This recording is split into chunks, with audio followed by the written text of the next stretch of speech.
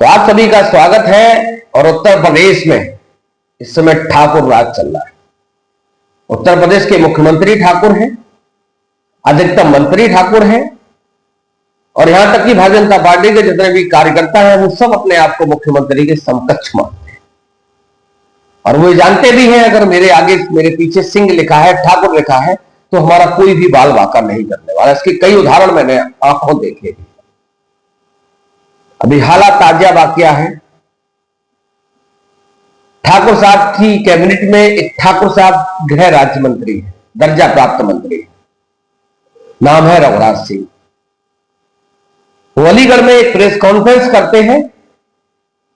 उस press conference में साफ साफ वो कहते नजर आ रहे हैं कि उत्तर प्रदेश में ठाकुर राज है और जिस गांव में 10 ठाकुर होंगे, ये छोटी बात नहीं, अंदाजा लगाइए आप इन सब बातों के मायने क्या है, इन सब बातों के मतलब क्या है, और आने वाले 2027 के विधानसभा चुनाव के लिए और किस तरीके की तैयारियां चल रही है। हालांकि अखिलेश यादव नई सदरी नया कुर्ता बनवा के बैठे कि 2027 का सत्ताधीश में ही होने वाला है, लेकिन ये सब चीजें इतनी आसान होने वाली है नहीं जितनी आसान अखिलेश यादव समझ रहे हैं और अखिलेश यादव के कार्यकर्ता समझ। रघुराज सिंह जो राज्य दर्जा प्राप्त राज्य मंत्री हैं, उनके बयान को आप समझिए और समझने का प्रयास करिए।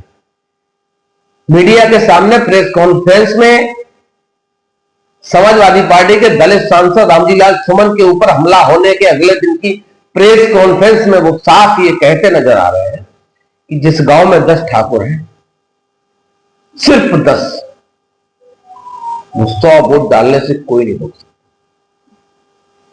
जबकि वोट अपना मताधिकार है, अपनी सोच का मताधिकार है, अपनी मर्जी का मताधिकार है, और वोट स्वतंत्रता का अधिकार है।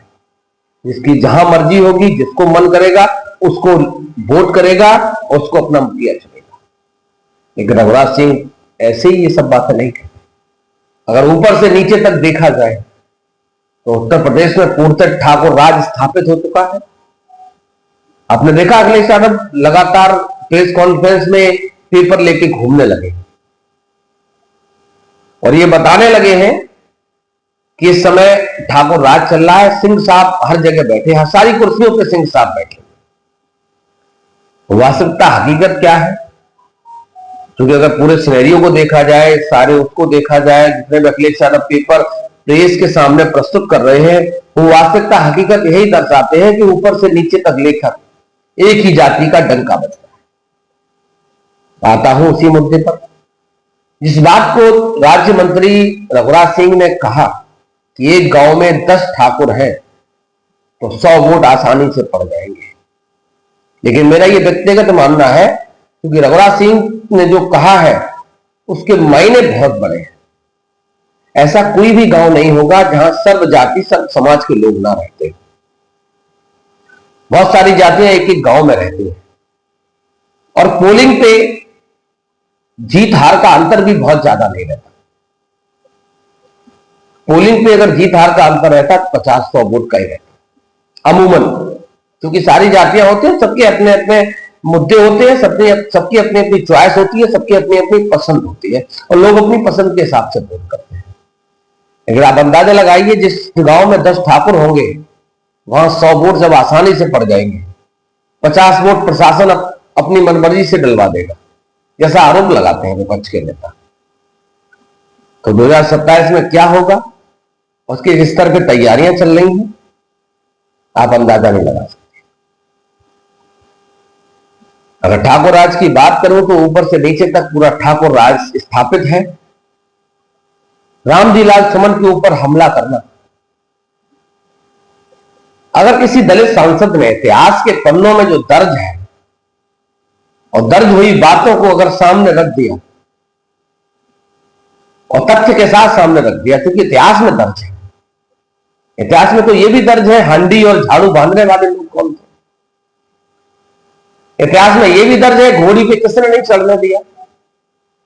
इतिहास में तो यह भी दर्ज है कि घड़े से पानी किसने नहीं पीने दिया। इतिहास में तो यह भी दर्ज है कुएं से पानी किसने नहीं लेने दिया। इतिहास में तो यह भी दर्ज है कि शिक्षा का अधिकार किसने छीन लिया। इतिहास में तो यह भी दर्ज है हालांकि वो बात मैं नहीं कहना चाहता। इतिहास में तो बहुत कुछ दर्ज है, मुगलों से लेकर अंग्रेजों तक के बहुत सी चीजें इतिहास में दर्ज है। लेकिन अगर दलित सांसद ने एक बात को तथ्य के साथ रख दिया तो उसकी जान के लाले पड़ गए और सरकार मूक दर्शक बनी हुई। क्या यह बात गलत है कि हांडी और झाड़ू बांधने वाले लोग कौन हैं? हांडी लटकाने वाले और झाड़ू बांधने वाले लोग कौन हैं? और क्या आज भी वो लोग नहीं चाहते हैं कि जो परंपरा वर्षों पुरानी है उसी परंपरा पे फिर दोबारा आया जाए, उसी परंपरा पे काम किया जाए? दर्द सिर्फ इस बात का है कि अब लोग जागरूक हो गए, लोग पढ़े लिखे हो गए, शिक्षित हो गए, और जो संविधान ने, बाबा साहब के संविधान ने जीने का और हक बराबरी का जो अधिकार दिया है, वो बाबा साहब से नफरत ऐसे नहीं करते। ताजा वाक्य मैनपुरी का है, विधानसभा किसनी का, ग्राम पंचायत चितान के पास एक छोटा सा गांव पड़ता है।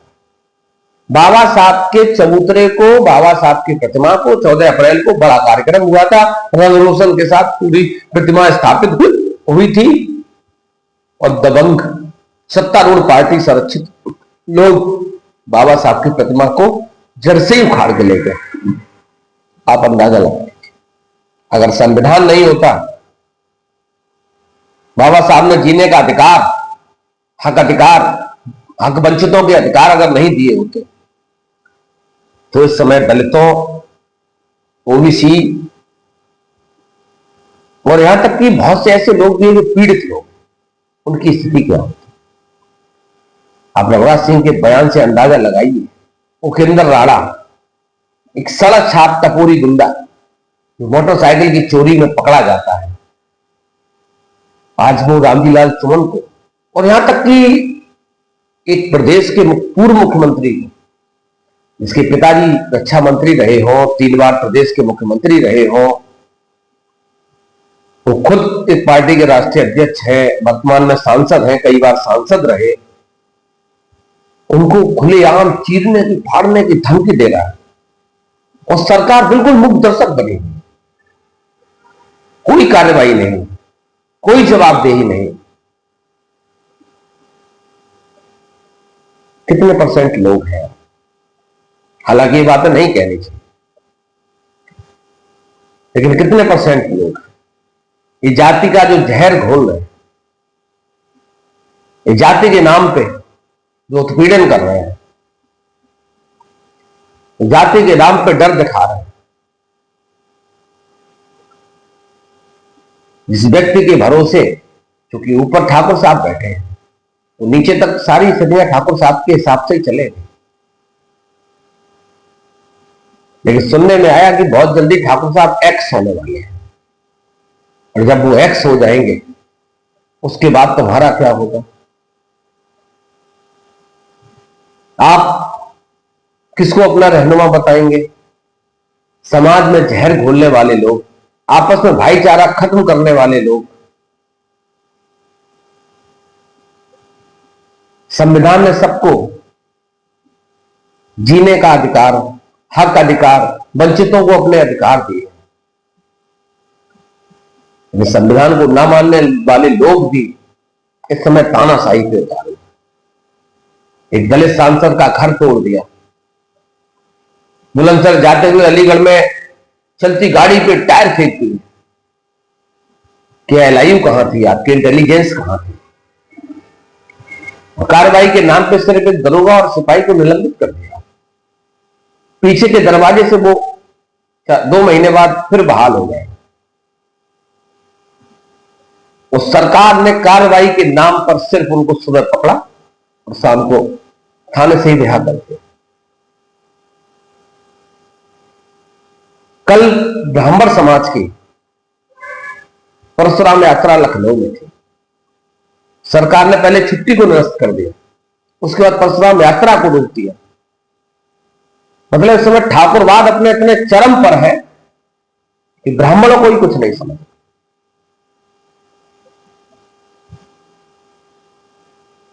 बहुत सारे संगठन ने सब चीजों का विरोध किया और बोले सरकार ब्राह्मण विरोधी है।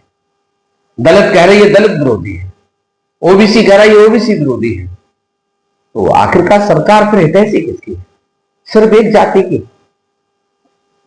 और जो कि मुख्यमंत्री जी का कैबिनेट में राज्य मंत्री ये खुलेआम ये कह रहा है कि 2027 में अखिलेश यादव को बता देंगे कि जिस गांव में 10 ठाकुर होंगे वहां 100 वोट अपने आप पड़ जाएंगे। कैसे पड़ जाएंगे? डर से पड़ जाएंगे, भय से पड़ जाएंगे, कैसे पड़ जाएंगे, ये तो आने वाला समय बताएगा। वीडियो अगर आपको पसंद आया और वास्तविकता अगर हकीकत कुछ मैंने कही हो, कमेंट में बताइएगा, इंतजार रहेगा आपके कमेंट।